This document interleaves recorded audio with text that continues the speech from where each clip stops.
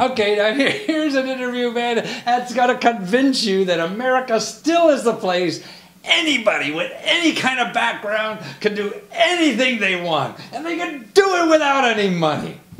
This guy was an art history major, and he's working in some museum or whatever. Man, he just wanted to cook, but he didn't have any money. He didn't even know how to cook. And so, within no time at all, like a year or so, he had the top 10 restaurant in Houston, but he had no walls, no experience, know nothing about any other traditional restaurant, and did it without money too. God, see, that could still happen. And it is happening. And I believe it's happening more now than ever before. People who don't go to experts to get help because they'll just tell you how to spend money, and they'll charge you a bunch of money for something that tell you about worked yesterday, but it ain't going to work tomorrow, ain't going to work today, because it's a whole new world out there. And your instincts and guts are a hell of a lot smarter nowadays than the best professionals, because they don't know what the hell's going on. You can't. You can't. But they know how to sell you. They know how to pretend to make them look so important and be the smartest people in the world so they could charge their ass off and get a hell of a lot of money from you, right? They perfect that. That's their job, is to learn what to say, when to say, how to say it, so you give them money. Right. And whether after you give them money, whether the stuff works they gave you or not, doesn't matter, because you're just a dummy. After they get finished telling you how dumb you are, look at how I could tell you how to do it and make money. You've been running around in circles because you're dumb. And I am so smart. And I'll show you how smart I am. And you just give me a lot of money, and maybe it'll work for you. And 9 out of 10 times it won't. So why the hell are we giving people like that money? That we don't know our options. Well, you have options nowadays, because their stuff ain't going to work, so you might as well your stuff. Watch this guy, an art history major, wants to cook, start something with no walls, no money, no experience, and within no time, he's the top 10 restaurants in Houston. Wow! Wow! Watch this. America's great. We can all do it too. Sean Carroll of HoustonCrepes.com. And I can't believe it that you were like an art history major, and all of a sudden you want to make crepes, and you don't even open a restaurant, you just open a stand on the street, and you become the top 10 restaurants in Houston. Man, is every restaurateur just pissed at you for going to these fancy cooking schools and all this kind of stuff, and now have to compete with you selling stuff off the street that's better than they could do? I love it. There's top 10 restaurants in the city, 9 fancy restaurants, and 1 guy with no walls. And that's just wonderful. I mean, that's why, to me, it really epitomizes what this country is really still all about. I mean, it's not about credentials. It's not about, getting the degrees and having the right, whatever the holy water blessed you. It's about doing something and teaching yourself how to do it, isn't it? I learned how to make crepes watching videos on YouTube. I should enjoy eating them in Paris, but I didn't learn how to make them over there. Yeah, so in other words, you just taught yourself. It took a couple months, 6 months to get this idea together, and you just like got a hot dog stand, but it's a crepe stand in the middle of Houston, right? Not the place where you would expect it, but best crepes west of the ponds. Yeah, that's amazing. And to be in the top 10 restaurant, and actually you were like number 2 or number 3 on the list, right? That's giving me a little bit too much credit. No, really? Number 10, but that's good enough. Hey, man, I remember when I first made the New York Times bestseller list. I was 15, out of 15, that's what I made that sucker, man. I flunked English in college, but I made that list. Yeah. So, but I mean, that's amazing. I mean, all these high-powered French restaurants must be really ticked at you, huh?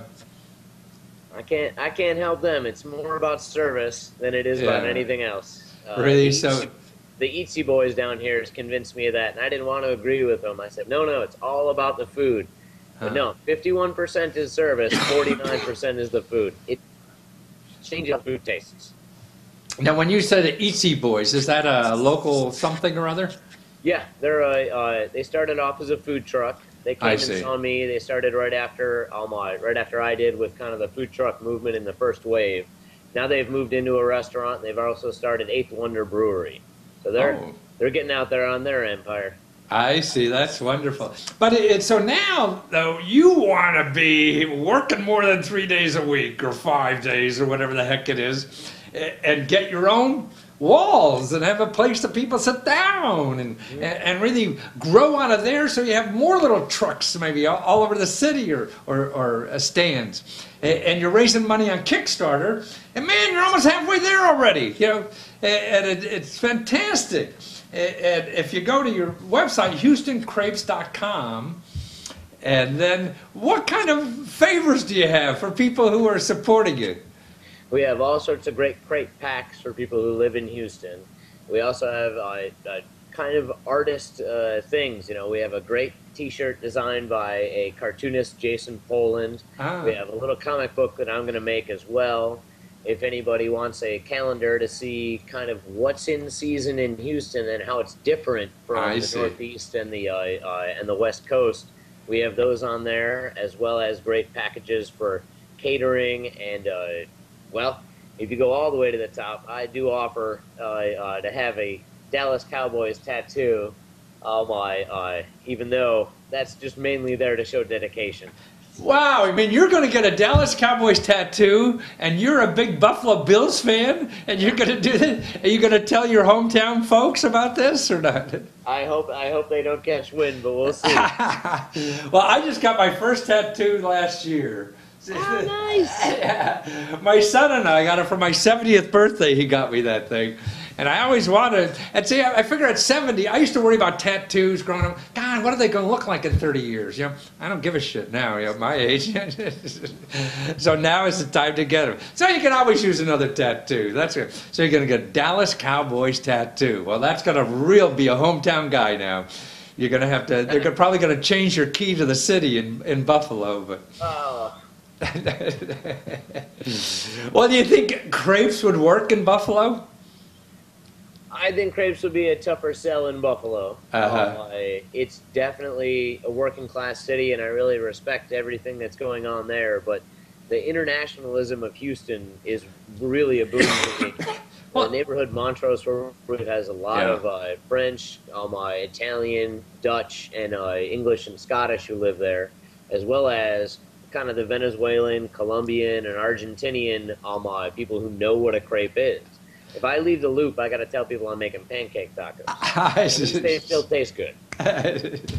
But also, I mean, if you're in Buffalo, you're only open three months a year too.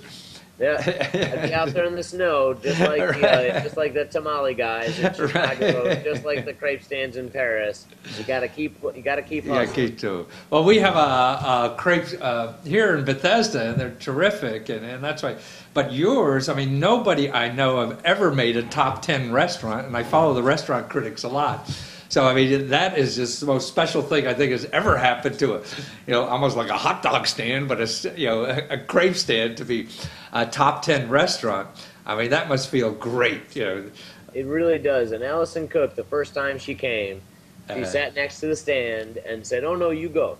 And she just watched people talking and hanging out for really? Half an hour before she even ordered anything.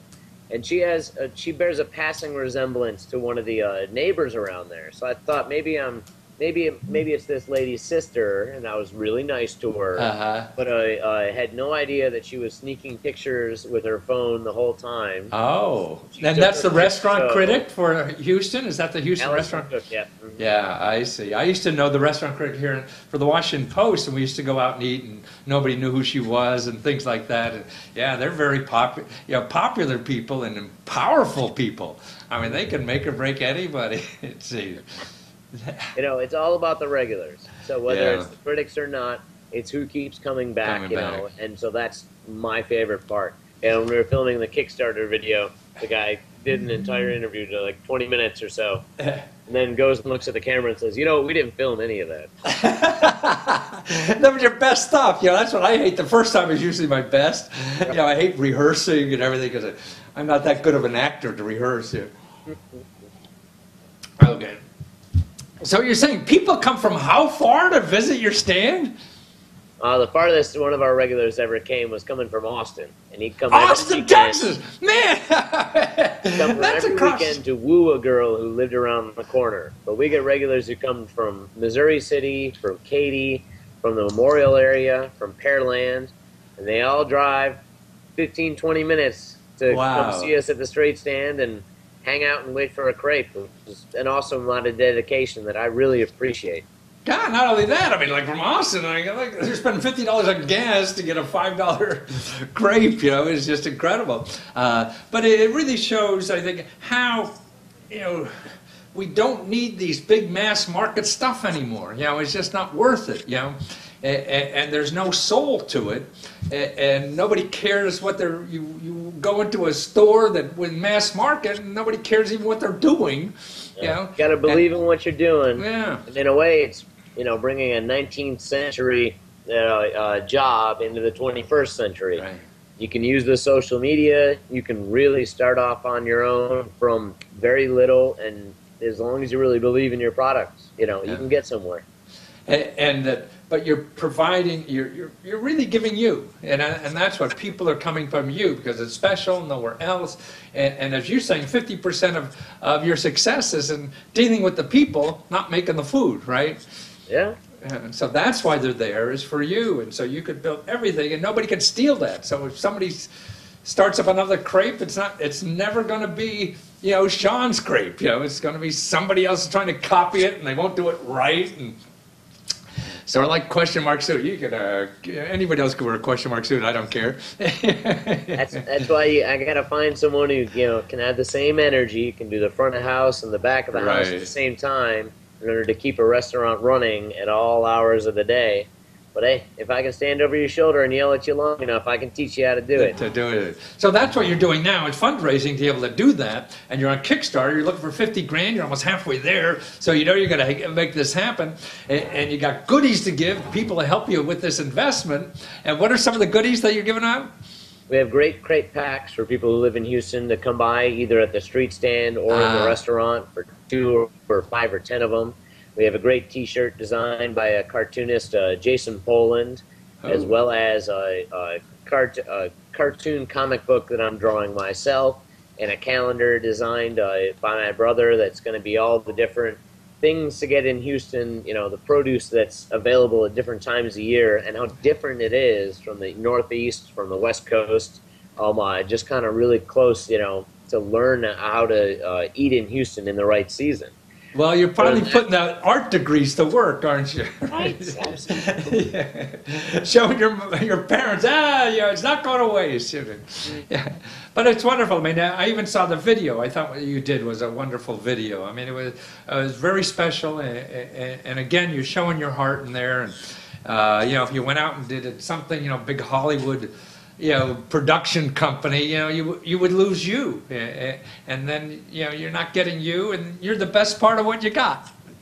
My friend Lee helped me film that, and he worked in LA on reality shows for a while. Wow. He knew exactly what questions to ask and how to push me a little bit to get it to come out just right. I see. And he was like me, that he forgot to turn on the recording position for a while. People don't know. We had to stop and start because I forgot to turn something on. But it's great. I mean, HoustonCrepes.com. Sean, I think this is a wonderful idea. I mean, taking your passion, you have a young daughter now too, and you and your wife are devoting yourself to living a life that's special and contributing to your society where you live, and that's what seems what you want to do, is include more of your neighborhood and society in your success, and that means the success of your community. And you're sharing your heart and your talent and your soul and your food too, which probably people want the most of. Our street stand is closing at the end of March, and so we've got to do something, but we want to move as little as possible. We know where people know where to find us. I understand. Well, wonderful. So the HoustonCrepes.com. You go there, help you soon, help you now, help you forever, and get a crepe. Whether in Houston or whenever you get there, you get. It's a 10 best restaurant in Houston. A little crepe stand. Wow, that's terrific. Thank you. Take care.